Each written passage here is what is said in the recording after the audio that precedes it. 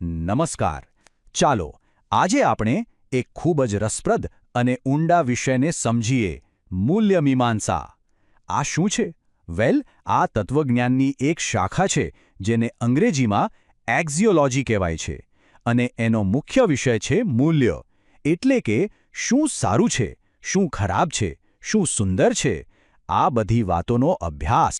તો આજના આપણા સફરમાં આપણે શું જોવાના છીએ? સૌથી પહેલાં તો મૂલ્યમીમાંસા શું છે એનો પરિચય લઈશું. પછી હકીકત અને મૂલ્ય વચ્ચે શું ફરક છે એ સમજીશું.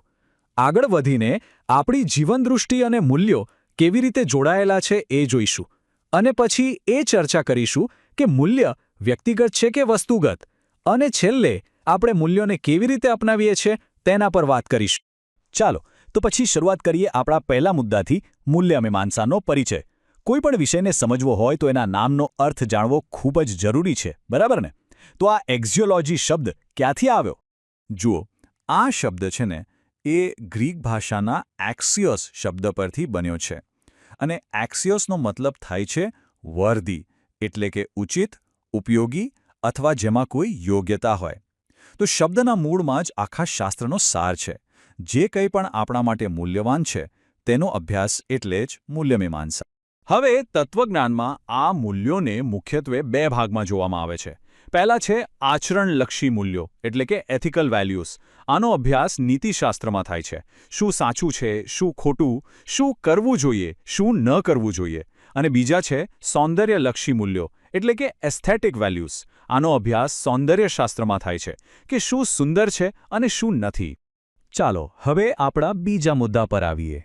મૂલ્ય શું છે એ સમજતા પહેલાં એ સમજવું બહુ જ જરૂરી છે કે મૂલ્ય અને હકીકતમાં શું ફરક છે, કારણ કે આ બંને સાવ અલગ વસ્તુઓ છે. ચાલો આ ભેદને બરાબર સમજીએ. અહીંયા એકદમ સરળ ઉદાહરણ છે. પહેલું વાક્ય છે, પૃથ્વી ગોળ છે. આ શું છે? આ એક હકીકત છે, એક ફેક્ટ. તેને વિજ્ઞાનથી સાબિત કરી શકાય છે. હવે બીજું વાક્ય જુઓ, બાળકોને રજાઓમાં મજા પડે છે. શું આ હકીકત છે?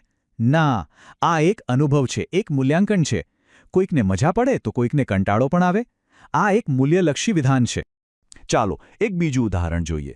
તાજમહેલ આગ્રામાં આવેલો છે. આ એક તથ્ય છે, એકદમ ચોક્કસ. પણ એની સામેનું વાક્ય જુઓ, ગાંધીજીના મતે સુંદર હોવું પર્યાપ્ત નથી. આ કોઈ ભૌગોલિક હકીકત નથી. આ એક નૈતિક માપદંડ છે, એક મૂલ્ય છે જે ગાંધીજીએ રજૂ કર્યું.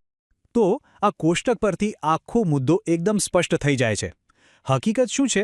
એ વર્ણનાત્મક છે, એ અવલોકન પર આધારિત છે, અને એ સાચી છે કે ખોટી એ સાબિત થઈ શકે. જ્યારે મૂલ્ય શું છે? એ મૂલ્યાંકન કરે છે, એ વ્યક્તિગત પસંદગી પર આધાર રાખે છે, અને એના પર અલગ અલગ મત હોઈ શકે છે. ઓકે, તો હવે આપણે હકીકત અને મૂલ્ય વચ્ચેનો ભેદ સમજી ગયા. તો ચાલો હવે આપણા ત્રીજા અને ખૂબ જ મહત્વના મુદ્દા તરફ આગળ વધીએ. આપણી જીવનદૃષ્ટિ, એટલે કે આપણો વર્લ્ડવ્યૂ અને મૂલ્યો વચ્ચે શું સંબંધ છે? આ સંસ્કૃત શ્લોક છે ને એ બહુ જ ગહેણ વાત કહે છે. પશ્યતિ ઇતિ પશુઃ. એનો અર્થ છે જે માત્ર જુએ છે એ પશુ છે, પણ વર્તન મનનાત મનુષ્યોચ્યતે. જે જોયેલી વાત પર મનન કરે છે, એના પર વિચારે છે, એ જ ખરા અર્થમાં મનુષ્ય છે. અને આ મનન અને ચિંતન જ આપણી જીવનદૃષ્ટિ બનાવે છે.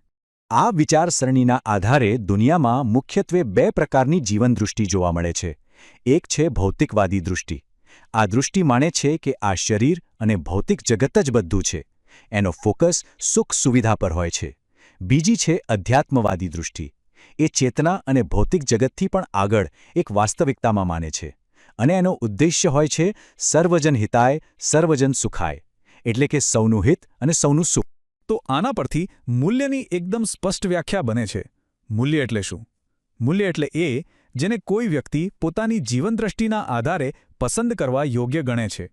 આપણે જે કંઈ પણ પસંદ કરીએ છીએ એની પાછળ ક્યાંક ને ક્યાંક આપણી જીવનદૃષ્ટિ જ કામ કરી રહી હોય છે, ભલે આપણને એનો ખ્યાલ હોય કે ન હોય. હવે અહીંથી આખી ચર્ચા વધારે રસપ્રદ બને છે. આપણો ચોથો મુદ્દો તત્વજ્ઞાનનો એક ખૂબ મોટો અને જૂનો સવાલ છે: મૂલ્ય વ્યક્તિગત છે કે વસ્તુગત? એટલે કે કોઈ વસ્તુનું મૂલ્ય આપણા મનમાં છે કે પછી એ વસ્તુની અંદર જ રહેલું છે? આ પ્રશ્નનો કોઈ એક સીધો સાદો જવાબ નથી. ફિલોસોફર્સે આના પર અલગ અલગ મંતવ્યો આપ્યા છે. ચાલો આ વિષય પરના જે મુખ્ય વિચારો છે એને જરા સમજીએ. પહેલો મત છે વ્યક્તિલક્ષી મત, જેને સબ્જેક્ટિવિઝમ કહેવાય છે. લોત્સે જેવા વિચારકો એવું માને છે કે મૂલ્ય વસ્તુમાં નથી પણ આપણા અનુભવમાં છે. જેમ કે ગુલાબનું ફૂલ પોતે સુંદર છે એવું નહીં, પણ તે આપણને સુંદરતાનો અનુભવ કરાવે છે. એટલે કે જે સુખદ અને સંતોષપ્રદ અનુભવ કરાવે એ જ મૂલ્ય છે. હવે આનાથી એકદમ વિરુદ્ધ મત છે વાસ્તવવાદીઓનો, એટલે કે ઓબ્જેક્ટિવિસ્ટ્સનો. એ લોકો કહે છે કે ના ભાઈ ના, મૂલ્ય તો વસ્તુમાં જ રહેલું છે. સત્ય, શિવ, સુંદર જેવા મૂલ્યો સાર્વત્રિક છે.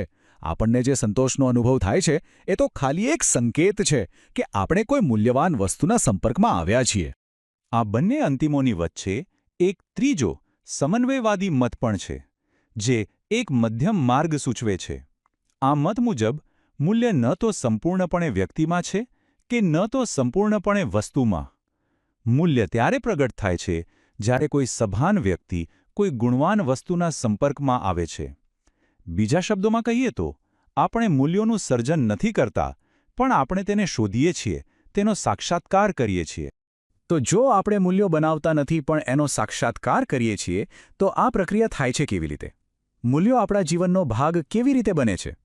આ સવાલ આપણને આપણા અંતિમ અને પાંચમા મુદ્દા પર લઈ જાય છે, મૂલ્યોનું ઉપાર્જન. અહીંયા એક બહુ જ સુંદર સરખામણી કરવામાં આવી છે. મૂલ્યોનું સર્જન નથી થતું, પણ ઉપાર્જન થાય છે. ઉપાર્જન શબ્દ આપણે સામાન્ય રીતે ધન માટે વાપરીએ છીએ. જેમ આપણે મહેનત કરીને પૈસા કમાઈએ છીએ, બરાબર એ જ રીતે આપણે સભાન પસંદગી અને સતત સારા આચરણ દ્વારા મૂલ્યોને જીવનમાં ઉતારીએ છીએ. આપણે મૂલ્યોને કમાઈએ છીએ. અને આ આખી ચર્ચા આપણને સૌને એક અંતિમ અને બહુ જ મહત્વના વિચાર સાથે છોડી જાય છે. આપણે પોતે જ આપણી फ्रेंड्स, इस वीडियो को पूरा देखने के लिए आज ही फ्लेक्सी टीचर ऐप सब्सक्राइब करें, जहां आपको मिलेंगे animated videos, digital books, text book solutions, notes, DPP और क्विज. और हाँ, flexi teacher app mobile, TV और कंप्यूटर पर अवेलेबल है. और अगर आपके पास इंटरनेट नहीं है तो तुरंत ऑफलाइन सेट टॉप बॉक्स के लिए संपर्क करें. Flexi teacher, the one you needed.